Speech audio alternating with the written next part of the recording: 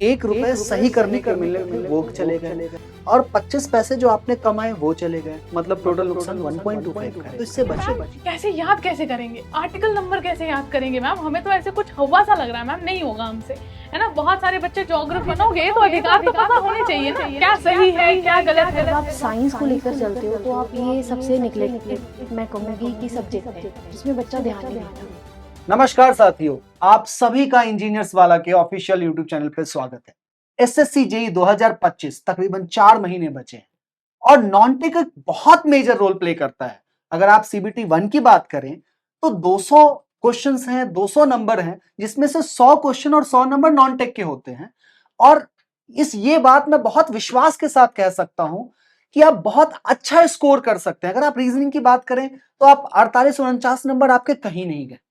और GK GS के लिए हमारे पास दो जीके जीएस की क्वीन मैम हैं, मुमताज मैम, याशिका मैम। ये आपको बताएंगी कि जीके जीएस में कैसे आप एक्सेल कर सकते हैं। बहुत हद तक मैं समझ रहा हूं कि इंजीनियर्स की थोड़ी समस्या है, बट ये मैम आपको बताएंगी कि कैसे आप उस समस्या से बाहर आ सकते हैं। ठीक है, तो जानते हैं कि how to score maximum marks in non tech in your SSC 2025। इसको आप रोड मैप की तरह लीजिए, स्ट्रैटेजी की तरह लीजिए, जैसे आप लेना चाहे लीजिए, बट यह निश्चित है कि यह वीडियो आपकी शुरुआत करवा देगा। और वो कहते हैं ना कि the starting of anything is difficult, तो बस वो किक स्टार्ट मिल जाएगा, फिर आपका काम बन जाएगा। ठीक है, तो आइए जानते हैं मैम से कि how to start with SSC JEE 2025।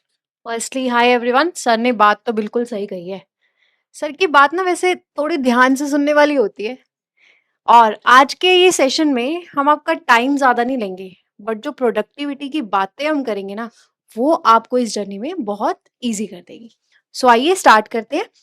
Firstly हम सिलेबस के बारे में तो ऑलरेडी जानते ही हैं कि जैसे हमारा जो मोड है एग्जामिनेशन का वो ऑनलाइन है, राइट?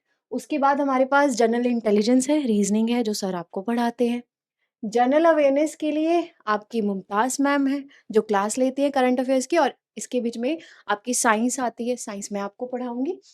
फिर उसके बाद जनरल इंजीनियरिंग, जो भी आपकी फील्ड है, जैसे आप सिविल के हो, मैकेनिकल के हो या इलेक्ट्रिकल के हो, ठीक है, राइट? बाकी आपको पैटर्न पता है कि 2 घंटे का पेपर होता है और हमारी नेगेटिव मार्किंग जो है होती है।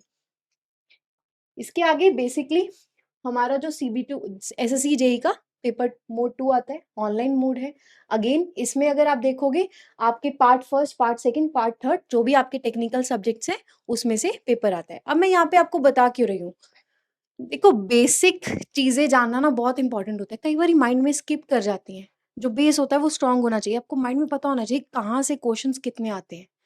तो ये चीजें मैं एक बार आपको रिवाइज करवा रही हूँ, ठीक है? ऐसा नहीं कि मैं आपको बोर कर रही हूँ। उसके बाद हमारे पास ये भी 2 घंटे का पेपर होता है और 1 मार्क्स अगर आप नेगेटिव मार्किंग लेते हो। सर ये जो नेगेटिव मार्किंग है, बच्चे सोचते हैं ना कि अगर 1 मार्क्स जो है हमारा कट रहा है तो इट्स ओके ना, 1 ही मार्क्स है, तो क्या बोला जाए? मैम नुकसान बहुत बड़ा है ना। अगर आप सीबीटी 1 की बात करें तो 1/4 है, 0.25 मार्क्स। तो हमें क्या लग रहा है 25 पैसे का नुकसान नहीं है ना, ₹1.25 का नुकसान है।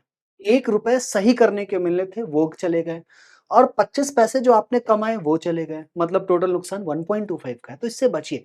वहीं सीबीटी 2 में बात करें तो 1/3 हो जाता है, मतलब सही करने के 3 नंबर मिलने हैं, कटेंगे 1 नंबर।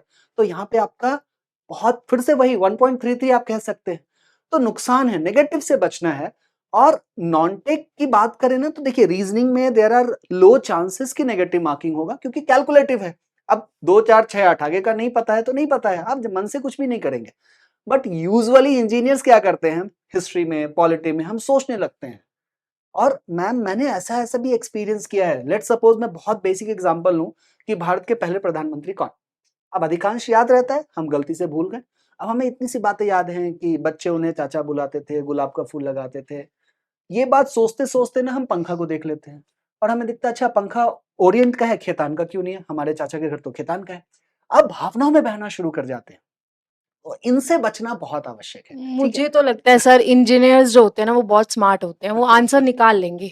तो बिल्कुल सही मैम। तो आइए फटाफट सिलेबस समझते हैं कि रीजनिंग का जो कि 50 नंबर हाईली वेटेज और स्कोर करना बहुत आसान है, इसमें बहुत आसान।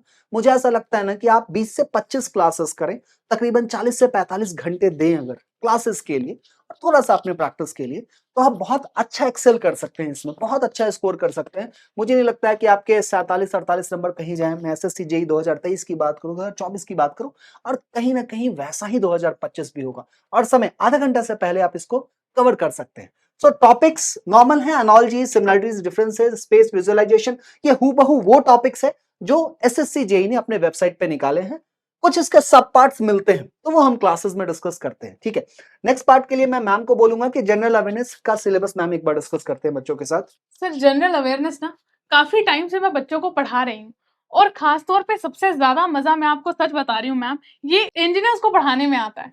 सबसे ज्यादा इंटरेस्टिंग क्लासेस इनके साथ रहती, क्योंकि इनके लिए बहुत सारे बच्चों में जो मैंने क्वेरी समझी कि मैम कैसे याद कैसे करेंगे, आर्टिकल नंबर कैसे याद करेंगे मैम, हमें तो ऐसे कुछ हवा सा लग रहा है मैम, नहीं होगा हमसे, है ना। बहुत सारे बच्चे ज्योग्राफी से डरते, इवन के सर आज मैम ज्योग्राफी की क्लास जो है मैं लेके आई, तो बच्चे कह रहे थे मैम ज्योग्राफी बहुत टफ लगता है, लेकिन वैसे ही जैसे ही लेक्चर एंड हुआ तो बच्चे एकदम कंफर्टेबल हो गए सब्जेक्ट के साथ, कि मैम बहुत मजा आया, डायग्राम्स देखने को मिली, बहुत सारे मॉडल्स देखने को मिले। तो वैसे ही जितना मजा मुझे यहाँ पे हम लोगों को एज ए टीम आपको पढ़ाने में आएगा, इतनी मेरी गारंटी है उतना ही मजा आपको पढ़ने में भी आएगा। वैसे तो बेनिफिट ये भी है ना ज्योग्राफी को जानने का कि आप कहीं घूमने जा रहे हो तो पता भी तो होना चाहिए कि भाई वहां पे क्या है। बिल्कुल। हिमाचल प्रदेश में जा रहे हो, रोहतांग पास है, राइट। आप वेस्ट बंगाल में जा रहे हो, सुंदरबंस है। यस आप मैम। केरला में जा रहे हो तो आपको पता होना चाहिए कि वहां पे कौन कौन से जो है नेशनल मतलब लेक्स हैं, लाइक अष्टमुदी, विबंध, है ना। यस तो मैम। ये चीजों की इंटरेस्ट जो अगर आप बनाओगे तभी घूमोगे। और मुझे सर ये भी लगता है कि इंजीनियर्स घूमते भी बहुत है। मैम यहाँ पे जो है बहुत सारे बच्चे ना पॉलिटी से डर रहे थे, ये ठीक है, ये मैं जो पुराने बैचेस हैं, जो बच्चे सेलेक्टेड भी हो गए हैं, ये उनका भी एक्सपीरियंस रहा है। बच्चे पॉलिटी से डर रहे थे कि मैम क्या करेंगे पढ़ के, तो मैं बोल रही हूँ कैसे अफसर बनोगे कि अधिकार ही नहीं पता है। इसीलिए अफसर बनोगे तो अधिकार तो पता होने चाहिए ना, क्या सही है क्या गलत है। तो यहाँ पे पीडब्ल्यू की टीम का मकसद सिर्फ आपको अफसर बनाना नहीं है, एक जिम्मेदार अफसर बनाना है। तो आप जो सभी के सभी जो है, बहुत मजा आएगा आपको। इसमें सब्जेक्ट्स हमें बहुत सारे देखने को मिलते हैं, जिसमें हिस्ट्री है, यहाँ पे आपको आर्ट एंड कल्चर देखने को मिले। करंट इवेंट्स तो हम सुबह 7 बजे से 8 बजे तक यूट्यूब पे कवर कर ही रहे हैं। उसके साथ ही साथ आपको इकोनॉमिक्स देखने को मिलेगी, ज्योग्राफी देखने को मिलेगी, हमारे भारतीय संस्कृति कहाँ पे कैसे मंदिर बने हैं, किस राजा ने कैसा मंदिर बनवाया था, उसने क्या उसमें खास बात रखी थी, किस मूर्ति की पूजा वो करते थे। उसी के साथ साथ यहाँ पे आपको पॉलिटी, भाई पॉलिटी तो सबसे ज्यादा मजा आने वाला है आपको, क्योंकि आर्टिकल नंबर जो है ये मैं आपको जो है लिख के दे सकती हूँ, आपके टिप्स पे होंगे। जैसे कि मैम आपको एक एक्सपीरियंस बताती हूँ, यूपी पीसीएसई के लिए पढ़ाया था मैंने, और वहां पे जिन जिन टॉपिक्स पे मैंने स्टार मार्क किया था, एज इट इज क्वेश्चन जो है वो आए थे, और बच्चे बहुत खुश थे कि मैम आर्टिकल 17 आप बार बार याद करवाते थे, आर्टिकल 17 उसने एज इट इज पूछ लिया। तो इससे जो है बच्चों को बहुत मजा आने वाला है, क्योंकि यहाँ पे टीम जो है ये आप लोगों के लिए काम कर रही है, ये टीम जो है ये आपके सिलेक्शन के लिए काम कर रही है। तो इन सभी सब्जेक्ट्स को जो है हम देखेंगे, जिसमें साइंस सब्जेक्ट आएगा जिससे मैम डील करेंगे। तो मैम साइंस के बारे में बच्चों को थोड़ा बताइए। साइंस के जो क्वेश्चंस होते हैं ना बच्चा, वो आपके 12 से 13 क्वेश्चन, कभी 14, इतने क्वेश्चंस आते हैं। और जब आप साइंस को लेकर चलते हो तो आप ये सबसे निग्लेक्टेड मैं कहूँगी कि सब्जेक्ट है जिसमें बच्चा ध्यान नहीं देता। I am going to tell you 3 formula जो मैं यूज करती हूँ। First, the concepts. व्हेनेवर आप कोई भी सब्जेक्ट कर रहे हो, साइंस कर रहे हो, ज्योग्राफी कर रहे हो, रीजनिंग कर रहे हो, इंग्लिश कर रहे हो, आपको कॉन्सेप्ट्स के ऊपर बहुत ध्यान देना है। वो बंदा कभी भी मार नहीं खाएगा। मैंने कभी मार नहीं खाई। क्यों? मैं क्या क्वेश्चन पढ़ के बैठती हूँ? नहीं, मुझे कॉन्सेप्ट्स के बारे में पता है। मुझे पता है कि अगर थर्ड न्यूटन लॉ है वो कहाँ पे लगना है। वैसे तो आप इंजीनियर हो, तो आपको मुझसे बहुत ज़्यादा आपका दिमाग जो है ना वो चलता होगा कि ये ऐसा हो सकता है, अच्छा ऐसा यहाँ पे ये भी फॉर्मूला लग सकता है। तो let me tell you one thing जो आपको साइंस में करनी है। फर्स्ट ऑफ ऑल, साइंस में 3 सब्जेक्ट्स हैं हमारे पास, फिजिक्स, केमिस्ट्री, बायो। बट यहाँ पे मैं एक और सब्जेक्ट डालूंगी, वो है हमारा एवरीडे साइंस का। और जैसे ये हमारा 45 हम कह रहे हैं कि मार्क्स कैसे आप लो, तो मैं आपको सारा एक बार बता देती हूँ। फिजिक्स में आपको जो चैप्टर्स करने हैं वो कौन से करने हैं जो आपके क्लास 10th या +1 +2 में आपके आते थे। कई बच्चे क्लास 10 तक कर लेते हैं, वो सोचते हैं कि नॉर्मल लेवल क्वेश्चन आएंगे, बट क्वेश्चन का लेवल अच्छा होता है। इसको आप कैसे पता कर सकते हैं कि कौन कौन से टॉपिक्स हमें पढ़ने चाहिए? आपको क्या करना है उसके लिए, एसएससी के जितने भी प्रीवियस ईयर्स क्वेश्चंस होते हैं वो देखने हैं, चाहे आपको बिहार के प्रीवियस ईयर्स क्वेश्चंस क्यों ना देखने पड़ जाए। आप देखो क्या चल रहा है पूरे ऑल इंडिया के कॉम्पिटिटिव एग्जाम में, मैं तो देखती हूँ। इससे पता है क्या होता है, मुझे पता लग जाता है कि यार ये टॉपिक से ना ऐसा क्वेश्चन भी बन सकता है। तो फर्स्ट ऑफ ऑल ये चीज करो, फर्स्ट स्टेप आपका ये होना चाहिए। केमिस्ट्री में भी सेम, बायोलॉजी में भी सेम। पहला कॉन्सेप्ट, दूसरा जो आपको फॉर्मूला यूज करना है वो प्रीवियस ईयर्स क्वेश्चंस को ध्यान से देखना है। थर्ड फॉर्मूला ये है कि जब हमने कॉन्सेप्ट्स पढ़ लिए, जब हमने प्रीवियस ईयर्स क्वेश्चंस देख लिए, अब क्या बचा, अब फेल होना है यार रोज, हर रोज ट्राई करना है उस क्वेश्चंस को करने का।